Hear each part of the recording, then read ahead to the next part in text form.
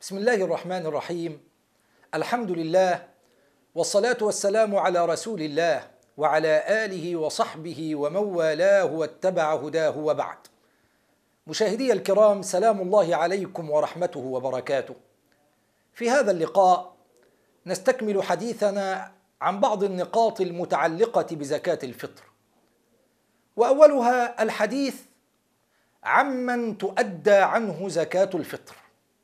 فأقول على بركة الله: جمهور الفقهاء على أن زكاة الفطر يخرجها الشخص عن نفسه وعن كل من تجب عليه نفقته من المسلمين، وهم: أولا أصله وإن علا، أي أبوه وأمه وجده وجدته.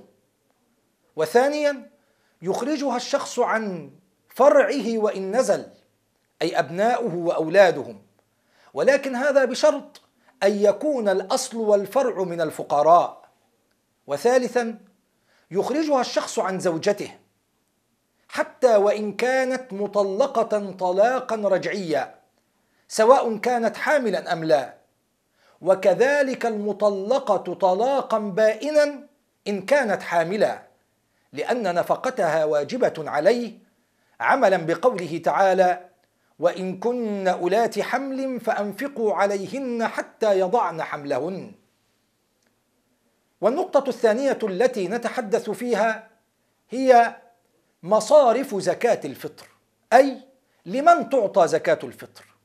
وهنا نقول: جمهور الفقهاء على أنه يجوز أن توزع زكاة الفطر على الأصناف الثمانية التي تعطى لها زكاة المال، وهي الأصناف الواردة في قوله تعالى: إنما الصدقات للفقراء والمساكين والعاملين عليها والمؤلفة قلوبهم وفي الرقاب والغارمين وفي سبيل الله وابن السبيل. ولكن ذهب فريق من العلماء إلى أن زكاة الفطر مختصة بالفقير والمسكين. والنقطة الثالثة التي نختم بها حديثنا هي مسألة: هل يجوز دفع القيمة في زكاة الفطر؟ وهي مسألة يكثر السؤال حولها. فأقول على بركة الله: جمهور الفقهاء من المالكية والشافعية والحنابلة أنه لا يجوز دفع القيمة في زكاة الفطر لأن النص لم يرد بذلك. ولكن ذهب الأحناف إلى أنه يجوز دفع القيمة في زكاة الفطر، بمعنى أنه بدلا من أن يعطي الإنسان الحبوب من القمح والشعير وغير ذلك، يجوز له أن يدفع للفقير المال.